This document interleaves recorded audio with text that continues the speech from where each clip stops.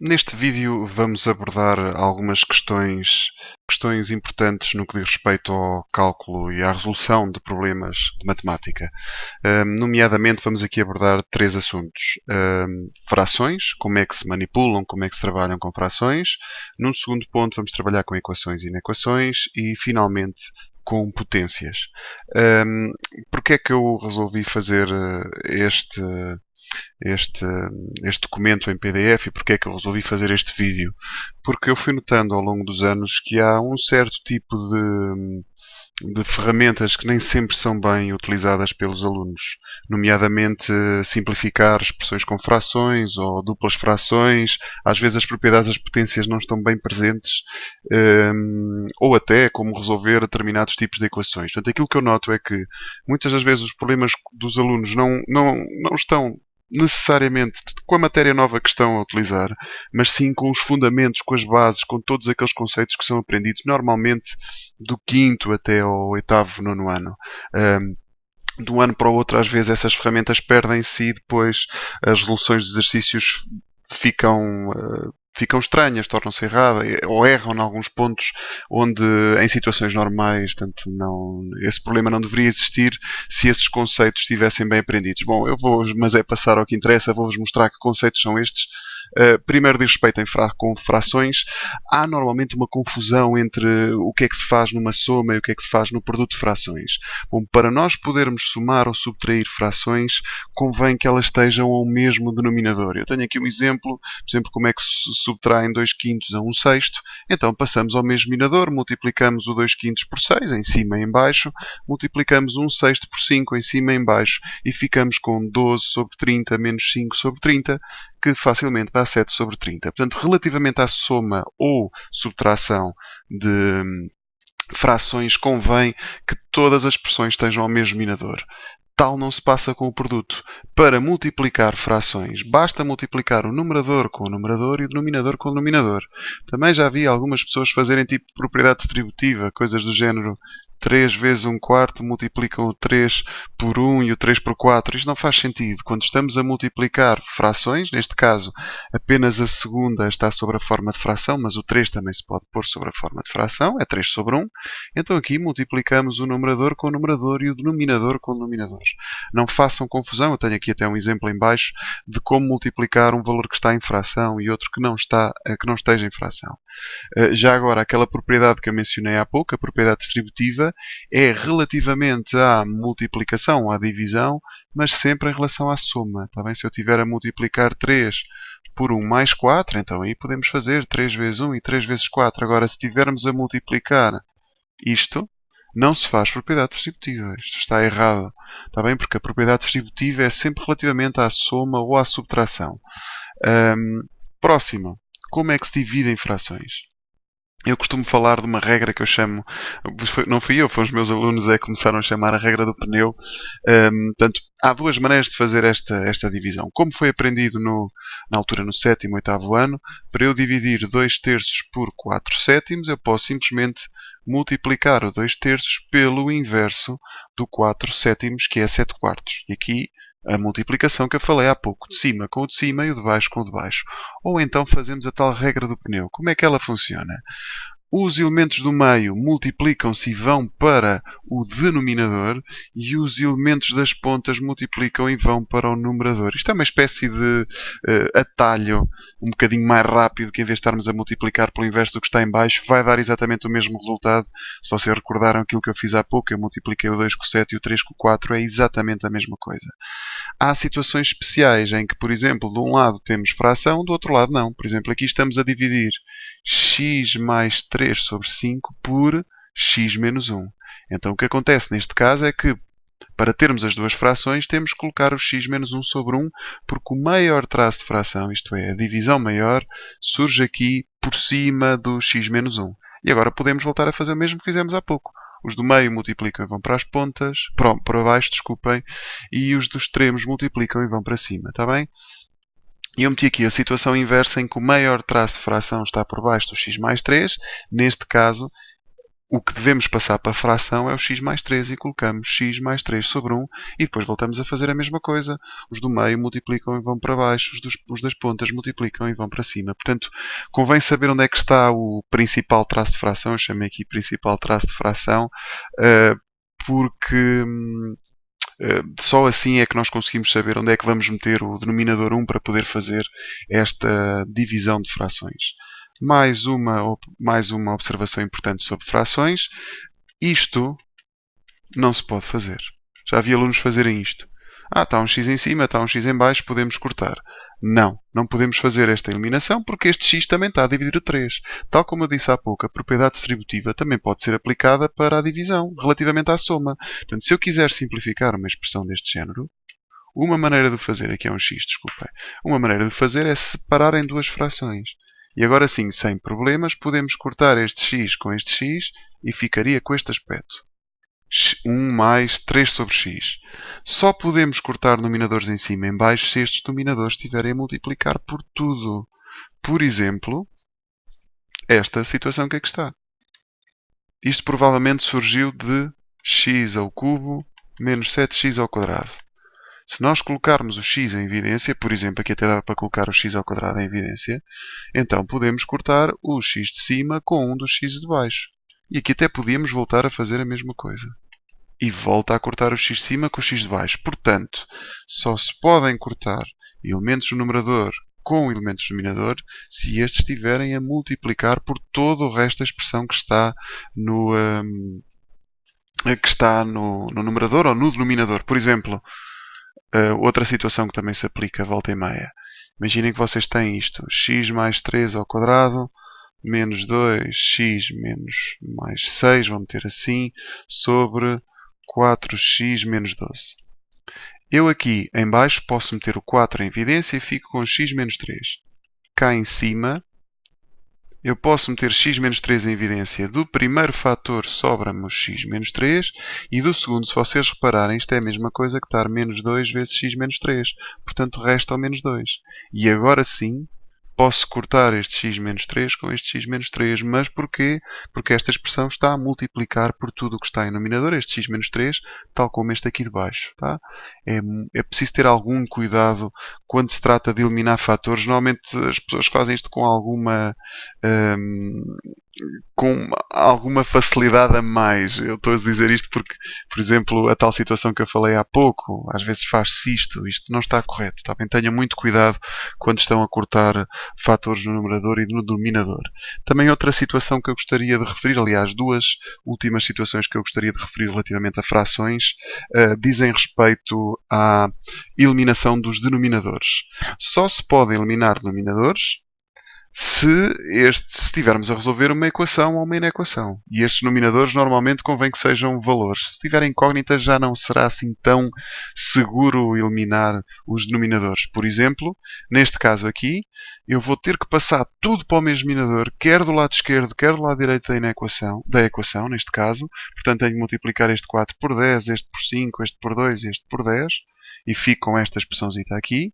E só depois disto é que eu posso cortar os denominadores, desde que estejam ao mesmo denominador, quer de um lado, quer do outro da equação. Atenção que em exercícios de simplificação não se cortam os denominadores. Estamos a simplificar, não estamos a resolver nada. A cortar os denominadores estamos a omitir informação que é importante que esteja lá. Última observação sobre frações. Um sinal menos atrás de um traço de fração, como é que nós podemos simplificar isto? Isto era um dos problemas que eu tinha na altura em que estava a estudar, quer na parte do terceiro ciclo, quer depois no secundário, é que normalmente quando me apareceu menos atrás do traço de fração eu tinha algumas dificuldades com o que fazer, por exemplo, quando eliminava os denominadores. Portanto, o meu conselho, que pelo menos a mim me ajudou na altura e facilitou este tipo de problemas, foi, quando eu tiver um menos atrás de um traço de fração, troco de sinal tudo o que está em numerador. Portanto, passo este menos a mais e troco tudo o que está acima. E então, se por algum motivo os denominadores desaparecerem ou as coisas passarem de um lado para o outro, quer que seja, já deixamos de ter este menos atrás do traço de fração, porque normalmente, o que é que muitas vezes acontece? Acontecem coisas deste género. 3 menos x mais 4 sobre 2 igual a 6. As pessoas passam tudo ao mesmo denominador e depois esquecem-se de mudar de sinal este menos 4. Porquê? Porque este menos não está só a afetar o x, mas também afeta o menos 4. Portanto, para isto estar certo, devíamos ter colocado assim. Isto poderia perfeitamente ser evitado se tirássemos o menos logo no início. Portanto, se passássemos isto a mais e depois aqui ficava menos x mais 4 e já não sofríamos o risco já não corríamos o risco de nos esquecermos de algum valor. Próximo ponto, portanto, as frações está tudo referido. Relativamente a equações e inequações. Eu vou começar com as equações de grau 1. Normalmente, para resolver uma equação de grau 1, ou temos que, portanto, num primeiro passo convém passar tudo o que tem incógnitas para um lado, tudo o que não tem incógnitas para o outro, ter algum cuidado com os sinais. Agora, porquê é que, por exemplo, quando nós temos uma expressão deste género, x mais 3 igual a 5, ficamos com uma expressão do tipo x igual a 5 menos 3. Há aqui um passo que está a ser omitido. Isto foi explicado logo no início. O que é que devemos fazer quando temos x mais 3 igual a 5? Isto funciona quase como, eu costumo referir, como se fossem os pratos de uma balança. Para eu manter o equilíbrio desta balança, todas as alterações que eu fizer num lado, tenho que as fazer também no outro. Portanto, para fazer desaparecer este 3 daqui, eu tenho que subtrair deste lado menos 3. Tenho que subtrair 3 deste lado e também tenho que subtrair 3 deste. Ou seja, que sensação é que dá? Que o 3 passou para o outro lado e ficou com sinal negativo. Mas o que no fundo está a ser feito é a mesma alteração de um lado e do outro desta equação. E quem diz a somar, diz a subtrair. Portanto, se vocês repararem, eu para fazer desaparecer este menos 3 do lado esquerdo, eu tenho que somar de um lado e do outro por 3. Daí a tal sensação do menos 3 passar para aquele lado a somar. Quando é multiplicar, qual é a diferença? Porque já vi algumas pessoas fazerem, deixem-me só dar-vos aqui um exemplo, fazerem isto. Fica x igual a 8 sobre 2. E dizem, isto fica sobre 2 porque quando um valor passa para o outro lado, troca de sinal. Ora, mais uma vez, isto não está certo. Porquê? Para eu fazer desaparecer este menos 2, que está a multiplicar com o x do lado esquerdo, eu tenho que dividir de um lado e do outro pelo menos 2. Ou seja, a sensação que dá é que o menos 2 que estava deste lado a multiplicar passou para o outro lado a dividir, mas ele não troca de sinal. Coisas que estejam a multiplicar ou dividir não trocam de sinal, apenas vão para o outro lado a fazer a sua operação oposta. Por exemplo, só agora fazendo aqui uma revisão geral nisto. Este 3 o que é que está a fazer deste lado? A somar. Então passa para o outro a fazer a operação inversa, que é subtrair. Este menos 3 o que é que está aqui a fazer deste lado? Está a subtrair com x. Então passa para o outro lado a fazer o inverso de subtrair 3, que é somar 3. Este 3 o que é que está a fazer deste lado? A multiplicar. Então passa para o outro a dividir. Ou este 3 que está aqui deste lado a dividir, que passa para o outro lado a multiplicar. Uma outra coisa que também me tem dado muito jeito a resolver equações deste género. Imaginem, por exemplo, vocês têm isto. X sobre 3 igual a 5x sobre 4, por exemplo. Uma coisa que eu às vezes faço aqui é cruzar, quase como se fosse uma regra 3 simples, e fico com 4x igual a 15x. É uma maneira super rápida de deixarmos de ter denominadores. Eu fazia muito isto em física. Em física há muitas formas que envolvem 3 variáveis e por vezes não era, sei lá, agora não me recordo assim nenhuma ao certo, mas eu lembro-me que este tipo de ferramentas e truques deram muito jeito para resolver facilmente esse tipo de problemas que envolviam física. Vamos às equações de grau 2. Para resolver uma equação de grau 2, o meu conselho será passar tudo para um lado da equação, as equações gerais, está bem? Portanto, passar tudo para um lado da equação e depois retirar, se houver denominadores, se vocês quiserem simplificar os denominadores, pode-se passar tudo ao mesmo denominador, está bem? E depois é só aplicar a forma resolvente de grau 2, em que convém identificar com clareza o que é o valor do A, do B e do C. Existem duas exceções para a resolução de equações de grau 2, que são as que são incompletas. Por exemplo, uma expressão que não tenha a parte do x, que não tenha o bx, que não tenha isto, o que é que nós podemos fazer? Podemos passar o valor solto, o termo independente, para o outro lado, e depois é só isolar o x ao quadrado e fazer mais ou menos a raiz quadrada.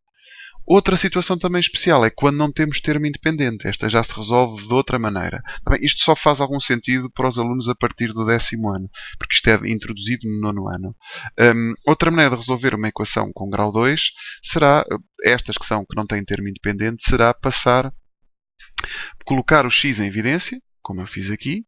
Coloquei o x em evidência e depois aplicar a lei do anulamento do produto, em que se coloca a primeira expressão igual a zero ou a segunda expressão igual a zero. Já agora, o que é isto da lei do anulamento do produto? A lei do anulamento do produto diz simplesmente isto. Se um produto for igual a zero, quer dizer que uma das expressões é zero. Portanto, aqui, se vocês repararem, faz sentido, não é? Duas coisas a multiplicar só são zero se uma delas for zero. Se uma delas for zero, o produto nunca dá zero. Aqui o que está a multiplicar é este x por este 2x mais 6. Ou seja, o meu A é o x, x igual a zero, e o meu B é 2x mais 6, 2x mais 6 igual a zero. E agora passemos às inequações de grau 1 e as inequações de grau 2. As inequações de grau 1 resolvem-se praticamente como se resolve uma equação de grau 1. Apenas com uma pequenina diferença. Se nós por algum motivo multiplicarmos ou dividirmos por um número negativo a expressão, então a desigualdade tem que rodar. Passemos a um exemplo. Por exemplo, qual é a relação entre o 5 e o 3? O 5 é maior do que o 3. Se eu multiplicar isto por menos 1, o que é que vai acontecer à relação entre estes dois valores? Agora já é o menos 3 que é maior. Porquê? Porque o menos 3 está mais próximo de zero em termos de... Os números negativos, recordo que funcionam ao contrário. Quanto mais próximo de zero estiverem, maior são. Portanto, eu daqui para aqui multipliquei apenas por menos 1 e notem que a desigualdade ficou ao contrário. Isto acontece com expressões também, está bem? Portanto, se vocês multiplicarem ou dividirem por um número negativo, eu tenho aqui este exemplo. Se isso acontecer, então têm que trocar o sinal da desigualdade. Por exemplo, esta equação, como é que eu resolvi? Primeiro passei tudo ao mesmo denominador. Cortei os denominadores, que são números. Lá está, estou a resolver uma equação. Depois, tudo quanto é número tem que passar para o lado direito e tudo quanto é incógnita fica do lado esquerdo. Podia ser ao contrário, não havia problema. E eu fico com esta expressão menos 4x menor ou igual do que 24. Então, o último passo será passar aquele menos 4 para o outro lado a dividir, a fazer a operação inversa. Mas o menos 4 é um número negativo. Portanto, a desigualdade tem que rodar nesta situação. Está bem? Finalmente, as inequações de grau 2. Como é que eu resolvo as inequações de grau 2? Portanto, o que eu faço no início é passar tudo para um dos lados da desigualdade e simplificar a expressão ao máximo, e depois determino os zeros da equação com a fórmula resolvente. Isto tudo feito em cálculos auxiliares. Porquê? Porque para uma inequação de grau 1, resolve-se como as equações de grau 1. A de grau 2 não é bem assim. Vamos precisar de ter os zeros e fazer o esboço da parábola para saber, por exemplo, quando é que ela é positiva ou quando é que ela é negativa. Neste caso particular, eu depois de fazer aquelas simplificações todas, fiquei com esta expressão. Os zeros dão menos 1 e 4. E esta parábola tem a concavidade voltada para baixo porque o A é negativo. Portanto, ela no fundo tem zeros no menos 1 e 4. E ela é negativa, que é o que se pretende aqui. Pretende saber quando é que ela é negativa, dentro deste intervalito aqui. Portanto, ela é positiva no meio e negativa nos extremos. Portanto, a solução será de menos infinito até menos 1, fechado porque aqui está menor ou igual, e depois de 4 até mais infinito. Mais uma vez, estas inequações de grau 2 só fazem sentido para alunos a partir do 11º e do 12º. Está bem? Só no 10º ano é que é introduzido este conceito de inequação. Finalmente, ainda para acabar esta parte das equações e das inequações, não sei porquê, de um ano para o outro parece que dá uma amnésia. A maior parte dos alunos não se recordam dos casos notáveis. São importantíssimos, são ferramentas importantíssimas. Tenham-nas sempre presente, elas estão constantemente a aparecer. Provavelmente, se porventura forem para algum curso que tenha uma cadeira de matemática, lá pelo meio há de aparecer um exercício ou mais, ou situações onde os casos notáveis vão continuar a surgir. Portanto, acho que é a altura dos casos notáveis ficarem bem firmes, que é para poderem ser aplicados com toda a naturalidade em qualquer situação. E os casos notáveis são 3. Há quem coloque só 2, quem fale só 2. Eu falo aqui dos 3, que é o a mais b ao quadrado, o a menos b ao quadrado e o a menos b vezes o a mais b. Vamos ver aqui alguns exemplos. Por exemplo, 3 mais x ao quadrado dá o quadrado do primeiro, mais 2 vezes o primeiro vezes o segundo, mais o quadrado do segundo. Se aqui em vez de um mais tivesse um menos, a única diferença seria quadrado do primeiro menos 2 vezes o primeiro vezes o segundo, em que o segundo aqui é o x, mais o quadrado do segundo. A única diferença do primeiro para o segundo caso notável é este menos. Há situações diferentes, por exemplo, imaginem que eu tenho assim, menos 3 mais x ao quadrado. Então, o quadrado do primeiro é menos 3 ao quadrado. 2 vezes o primeiro vezes o segundo é 2x vezes menos 3, mais o x ao quadrado. Portanto, isto ficaria 9 menos 6x mais x ao quadrado. Aqui é um mais, desculpem. Portanto, o B nunca é negativo de acordo com estas três formas dos casos notáveis, mas o A pode ser negativo. Está bem? Aqui o meu A é menos 3 e o meu B é x. Vamos ver outro exemplo, também muito parecido com este. Menos 3 menos x ao quadrado. O A é menos 3, o B é 3, porque o caso notável que eu estou a utilizar é este. Portanto, ficará menos 3 ao quadrado, menos 2 vezes o primeiro, que é os... Desculpem, o B é x. O primeiro vezes o segundo. Eu aqui estou a meter o segundo vezes o primeiro, mas a multiplicação é comutativa, mais o segundo ao quadrado. Portanto, fica tudo positivo. Fica 9 mais 6x mais x ao quadrado. Portanto, se quiserem aplicar estes três casos notáveis, tenham em conta que o A pode ser negativo. E se isso acontecer, tem que ter algum cuidado no cálculo de cada parcela do caso notável. O último é relativamente simples. Se tiverem isto a multiplicar por isto, dá o quadrado do primeiro menos o quadrado do segundo. Atenção que este menos não está ao quadrado. Portanto, isto dará x ao quadrado menos 16. Mais uma vez, o A pode ou não ser negativo, o B é sempre positivo. Está bem? Neste caso aqui, o A é x e o B é 4. Está bem? Por isso é que ficou A ao quadrado menos B ao quadrado. Outra maneira, eu dou aqui uma alternativa para os casos notáveis. Não é que eu aconselho a só resolver casos notáveis assim, porque há exercício em que convém passar da expressão para o caso notável, portanto fazer uma espécie de caminho inverso disto.